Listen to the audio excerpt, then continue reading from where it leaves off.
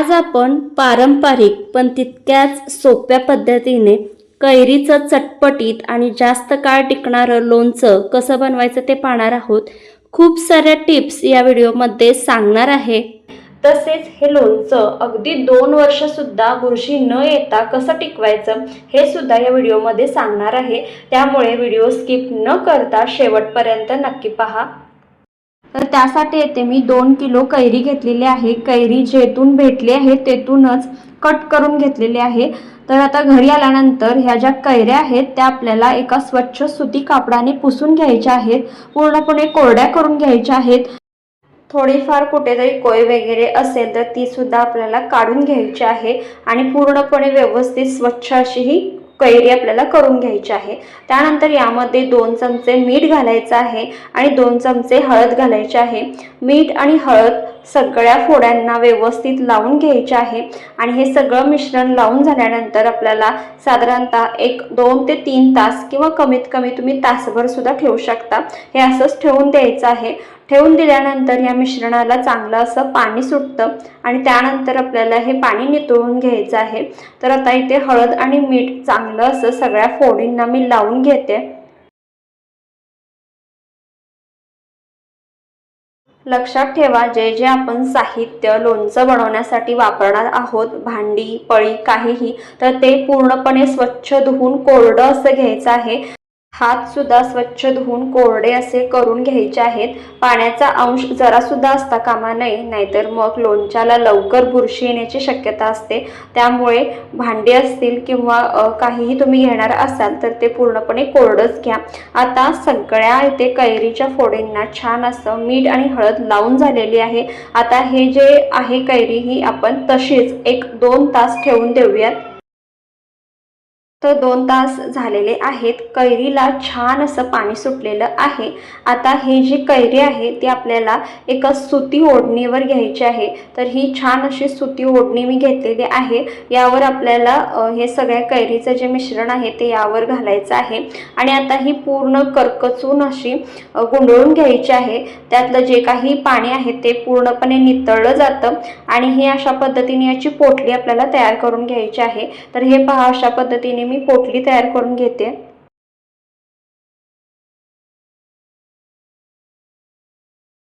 जे काही पाणी वगैरे असेल, जे काही त्याला पाणी सुटलेलं आहे ते सगळं निघून जातं आणि अशा पद्धतीने पूर्णपणे करकचून असे आपल्याला वरती ही पोटली बांधून घ्यायची आहे। आणि आता ही पोटली आपल्याला कुठेतरी अशी टांगून ठेवायची आहे की जेणेकरून यातलं जे काही पाणी आहे ते पूर्णपणे निघून जाईल।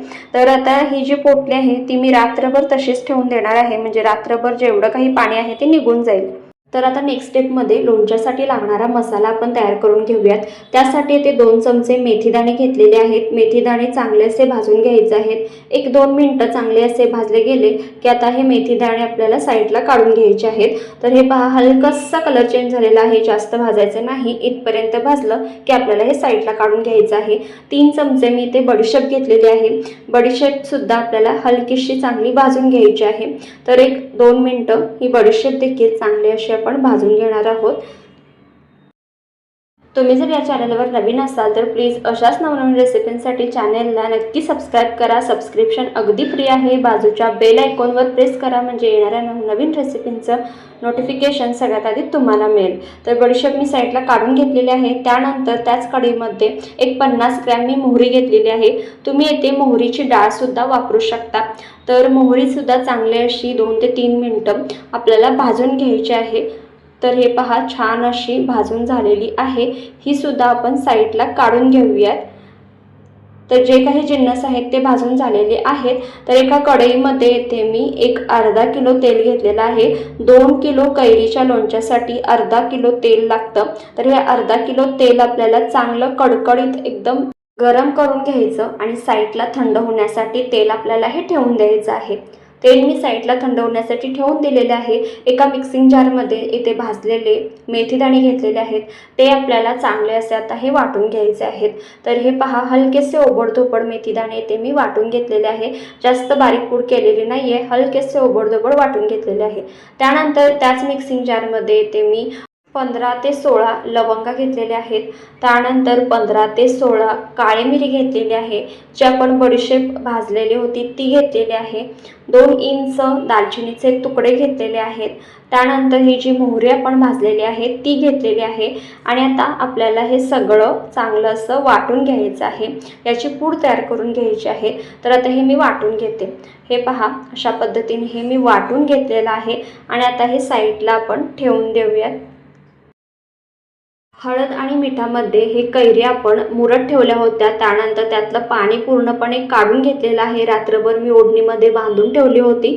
त्यानंतर हे जे कैरीचे फोडे आहेत ते एका ताटामध्ये पसरून घ्यायचे आहेत आणि आपल्याला हे सुकवून घ्यायचं आहे. वाटल्यास तुम्ही उन्हामध्ये सुद्धा वाळवून घेऊ शकता. फक्त तासभर ठेवून घेऊ शकता. हलकंसं यातलं मॉइश्चर असलं पाहिजे. पूर्णपणे वाळवून घेऊ नका, नाहीतर मग मसाला आतपर्यंत मुरला जात नाही. तर हलकं हलकं हे मी पूर्ण सुकवून घेतलेलं आहे. जास्त पण सुकवलेलं नाही. हलकंसं यातलं मॉइश्चर तसंच आहे. तर थोडंसं कोमट असं इथे तेल झालेलं आहे आणि यामध्ये आपल्याला हे सगळे जे मसाले आहेत हे घालायचे आहेत. इथे मी 1 चमचा हिंग घातलेला आहे. हिंग घातल्यानंतर यामध्ये जो आपण मसाला तयार करून घेतलेला आहे तो घालायचा आहे. लवंग, काळी मिरी आणि दालचिनी याचा तो घातल्यानंतर यामध्ये इथे मी 100 ग्रॅम मोहरीची डाळ घेतलेली आहे ती घालायची आहे. जे जे आपण मसाले आता घेतलेले आहेत ते सगळे यामध्ये घालून घ्यायचे आहेत. तर हे ते जे तेल आहे ते हलकंसं कोमट असलं पाहिजे, हलकंसं गरम असलं पाहिजे, म्हणजे छान असे मसाले यामध्ये आपले भाजले जातात. तर हे मोहरीची डाळ यामध्ये घातलेली आहे. त्यानंतर मी लोणच्याचा मसाला घेतलेला आहे. तर हा 100 ग्रॅम लोणच्याचा मसाला इथे मी वापरलेला आहे. यामध्ये मोहरीची डाळ, बाकीचं सगळं जे काही साहित्य आहे ते आहे, त्यामुळे मी जास्त मोहरीची डाळ इथे घेतलेली नाही आहे. त्यानंतर 3 चमचे लाल तिखट घेतलेले आहेत. 15 ते 16 लसणाच्या पाकळ्या घेतलेल्या आहेत ठेचून. त्यानंतर 10 लाल मिरच्या इथे घेतलेल्या आहेत. 4 ते 5 तमालपत्र घेतलेलं आहे. 2 मोठे चमचे इथे मीठ घेतलेलं आहे. त्यानंतर हळद 1 चमचाभर घालायची आहे. आणि आता हे सगळं जिन्नस आपल्याला एकत्र करून घ्यायचं आहे, सगळं एकजीव करून घ्यायचं आहे.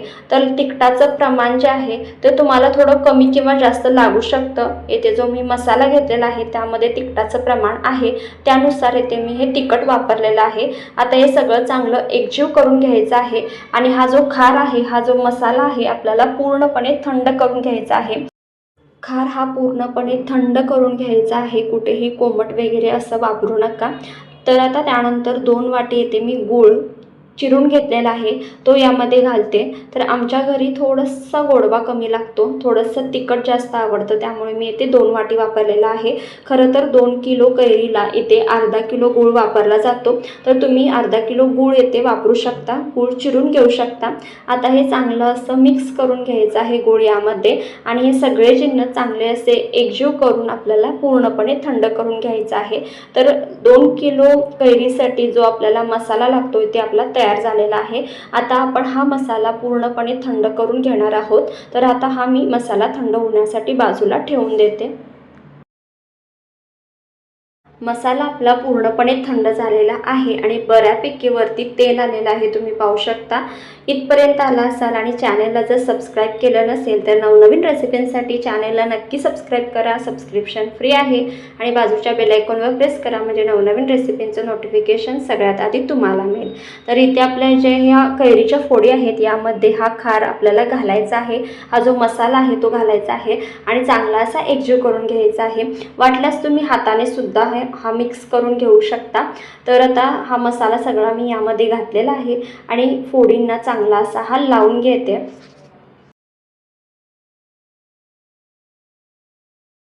पुन्हा एकदा जे काही भांडी वगैरे वापरणार आहात किंवा हातसुद्धा स्वच्छ धुवून कोरडे करून घ्यायचे आहेत आणि त्यानंतर वापरायचे आहेत, म्हणजे अजिबात आपल्या लोणच्याला बुरशी येत नाही. तर हे पहा, छान असं हे मिक्स करून झालेलं आहे. सुरुवातीला तेल जरी कमी वाटत असेल तरीसुद्धा बरण्यांमध्ये हे लोणचं भरल्यानंतर तेल वरपर्यंत येतं, त्यामुळे तेल कमी आहे असं अजिबात होत नाही. तर इथे पूर्णपणे सुकवून आणि कोरड्या अशा बरणीमध्ये हे लोणचं मी भरून घेतलेलं आहे. काचेची बरणी असो किंवा प्लास्टिकची बरणी असो, याने काहीही फरक पडत नाही. बरणी फक्त स्वच्छ धुवून पूर्णपणे कोरडी करून घ्यायची आहे. पाण्याचा अंश अजिबात असता कामा नये. सुरुवातीला तेल तुम्हाला यामध्ये कमी वाटत असलं तरी 2 दिवसानंतर तेल पूर्णपणे वर येतं. तेल जरी तुम्हाला कमी वाटत असेल 2 दिवसानंतर, तर तुम्ही एक्स्ट्रा तेल थोडं गरम करून, कडकडीत गरम करून, थंड करून यामध्ये ॲड करू शकता. वरती फक्त 1 इंच ते अर्धा इंच तेल एक्स्ट्रा असलं पाहिजे, म्हणजे हवेचा किंवा पाण्याचा संपर्क लोणच्याशी येता कामा नये. म्हणजे 2 वर्ष आरामात हे लोणचं टिकतं. रेसिपी कशी वाटली कमेंट करून नक्की सांगा. व्हिडिओला लाईक, शेअर आणि चॅनेलला सबस्क्राईब करायला विसरू नका.